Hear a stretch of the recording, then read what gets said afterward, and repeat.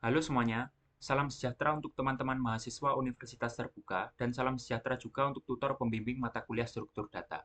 Perkenalkan kembali, nama saya Danu Abdul Aziz, biasa dipanggil dengan Danu, dengan nomor induk mahasiswa 0568666651. Saya merupakan mahasiswa semester 2 Program Studi Sains Data Universitas Terbuka dari UPBJJ Surabaya. Pada kesempatan kali ini, saya akan mendokumentasikan kegiatan praktikum tugas 3 mata kuliah struktur data dengan tema praktikum searching. Jadi pada tugas 3, kita diberikan dua buah soal. Untuk soal nomor 1, buatlah program pencarian menggunakan algoritma depth first search dalam bahasa Java. Gunakan graf dengan 10 node yang mewakili A0 hingga A9. Dengan tentukan sendiri nilai hubungan antar node. Lakukan pencarian angka N pada graf tersebut dengan DFS. Jelaskan tahap demi tahap proses pencarian dan gambarkan dengan rinci prosesnya. Baiklah, untuk pembuatan program DFS, saya akan menggunakan perangkat lunak Visual Studio Code. Mari kita buat programnya.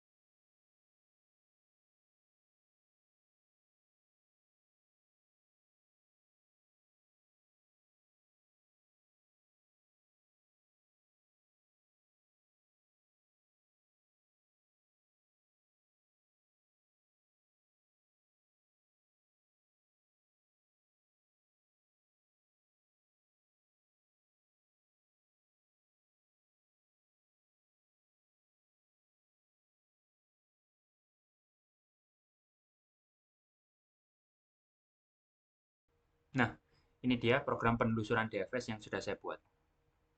Untuk penjelasan masing-masing bagian daripada program ini, untuk baris ke-8 hingga ke-13, itu merupakan bagian konstruktor untuk membuat graf. Selanjutnya, untuk baris 15 hingga 17, itu merupakan metode untuk menambahkan relasi antar node.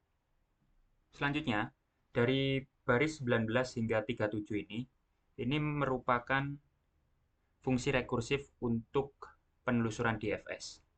Penjelasan lebih dalamnya, pada baris 20 hingga 21, ini untuk menandai node saat ini sebagai yang sudah dikunjungi, lalu ditampilkan.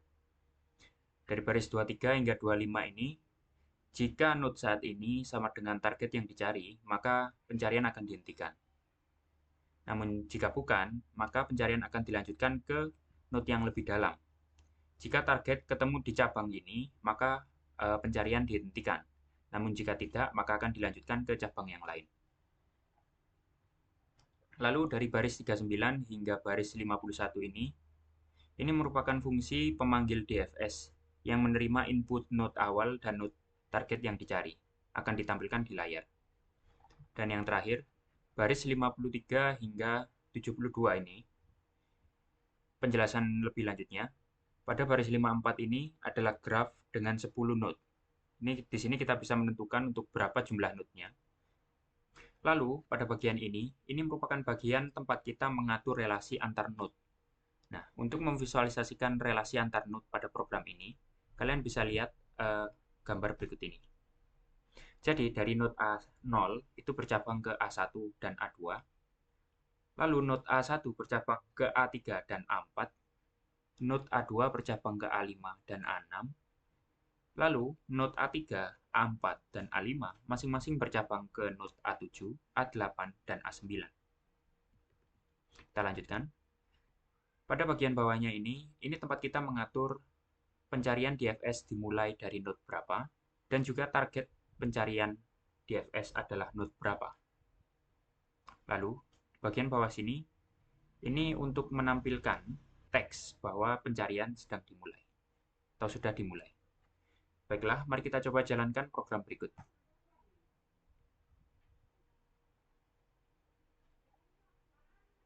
Nah, ini dia outputnya.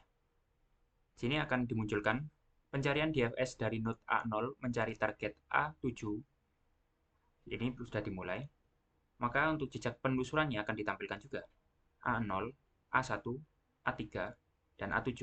Karena node A7 ini merupakan target, maka muncullah teks node A7 berhasil ditemukan. Bagaimana kalau targetnya kita ganti? Misal kita ganti ke node A5. Maka kita jalankan. Hasilnya adalah pencarian DFS dari node A0 mencari target A5. Untuk jejak penelusurannya, dimulai dari node A0, A1, A3, A7, lalu ke A4, A8, A2, dan A5. Nah, karena node A5 ini adalah target, maka node A5 berhasil ditemukan. Untuk gambaran visual tentang bagaimana algoritma ini mencari target A5, kalian bisa lihat pada visualisasi berikut ini. Jadi, pencarian dimulai dari node A0. Lalu, karena ada dua cabang dari node A0, yaitu A1 dan A2, maka akan dimulai pencarian ke cabang A1. Di A1 ini terdapat dua cabang lagi, A3 dan A4. Maka, pencarian dimulai dari cabang A3. Dari cabang A3 ini ada satu cabang, yaitu cabang A7. Kita akan cek. Karena di A7 ini sudah tidak ada cabang, maka pencarian akan kembali ke node A1 untuk mengunjungi cabang yang lain, yaitu node A4. Karena di node A4 ini terdapat cabang lagi A8, maka dikunjungilah A8. Nah, karena di A8 ini bukan target dan tidak ada cabang lainnya, maka pencarian akan kembali ke node A0. Untuk selanjutnya dicari ke cabang berikutnya, yaitu node A2. Karena di node A2 ini terdapat dua cabang, yaitu A5 dan 6, maka pencarian dimulai dari cabang node A5. Nah, karena node A5 ini adalah target, maka pencarian dihentikan. Jadi seperti itu untuk pencarian algoritma DFS. Algoritma DFS sendiri itu bekerja dengan menelusuri dan mengunjungi setiap vertex pada graf ke vertex terdalam terlebih dahulu, seperti yang saya jelaskan tadi. Jadi, bisa dibayangkan itu seperti Anda sedang menelusuri sebuah labirin. Anda akan terus berjalan menembus satu rute sampai menemukan jalan buntu, baru kemudian mundur untuk mencari cabang lain. Itulah analogi untuk algoritma DFS. Algoritma DFS ini juga bekerja menggunakan struktur data stack atau tumpukan sebagai tempat menyimpan data vertex yang dikunjungi dan yang akan dikunjungi. Baiklah, untuk soal nomor 1 sudah selesai. Kita akan berpindah ke soal nomor 2. Buatlah program pencarian menggunakan algoritma breadth first search dalam bahasa Java. Gunakan graf dengan 10 node yang mewakili A0 hingga A9 dengan tentukan sendiri nilai hubungan antar node. Lakukan pencarian angka N pada graf tersebut dengan BFS. Dan jelaskan tahap demi tahap proses pencarian dan gambarkan dengan rinci prosesnya. Baiklah, kembali lagi ke program Visual Studio Code. Kita buat programnya terlebih dahulu.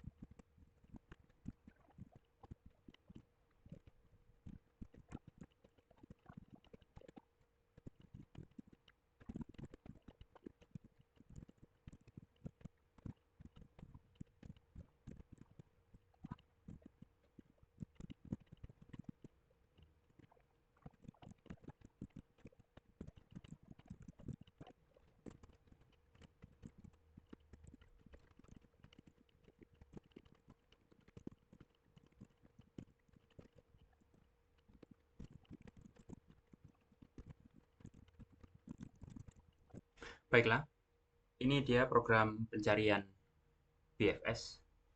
Untuk penjelasan masing-masing bagian dari program, ini hampir sama seperti dengan program DFS ya. Pada baris 8 hingga 13 ini merupakan konstruktor untuk membuat graf. Lalu pada bagian 15-17 ini merupakan metode untuk menambah relasi antar node. Dari baris 19 hingga ke baris 54 ya ini. Penjelasannya itu merupakan fungsi utama dari penelusuran BFS. Untuk lebih dalamnya lagi, ini merupakan bagian baris 23 dan 24 itu merupakan bagian untuk menandai node awal yang sudah dikunjungi, lalu dimasukkan ke dalam antrian. Selanjutnya, di bagian sini itu untuk mengeluarkan node terdepan dari antrian. Lalu, untuk baris 33 sampai 36, jika node yang dikeluarkan sama dengan target, maka penelusuran akan dihentikan. Namun jika tidak, maka akan dicek semua node tangga yang berdekatan. Lalu akan ditampilkan. Selanjutnya, ini juga sama dengan bagian yang ada pada pencarian DFS. Ini untuk menentukan jumlah node-nya ada berapa.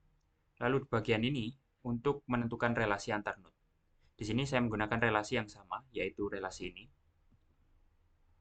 Di sini untuk memasukkan pencarian akan dimulai dari node berapa dengan target node berapa. Lalu ketika pencarian dimulai akan menampilkan teks berikut. Baiklah, mari kita tes untuk kodenya.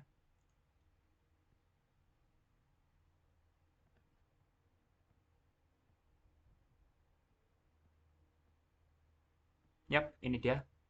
Di sini kita menargetkan untuk mencari node A8.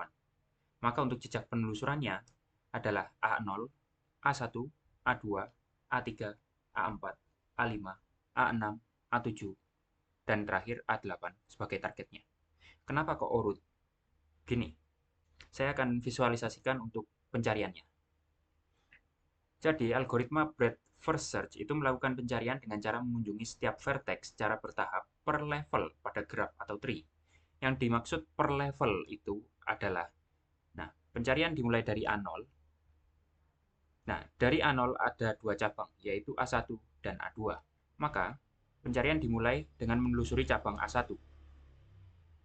Di A1 terdapat cabang A3 dan A4. Tetapi, karena BFS itu mencari vertex secara bertahap per level, maka tidak seperti DFS yang akan lanjut ke A3, lalu ke A7, ke dalam. Karena di A1 ini tidak ditemukan targetnya, maka pencarian akan kembali ke A0 untuk mencari node A2. Nah, di node A2 ini dia bukan target, tapi ada cabang A5 dan A6. Nah, maka dia akan kembali lagi. Di A1 ini, dia ada cabang A3, A4, maka dia akan mencari ke A3.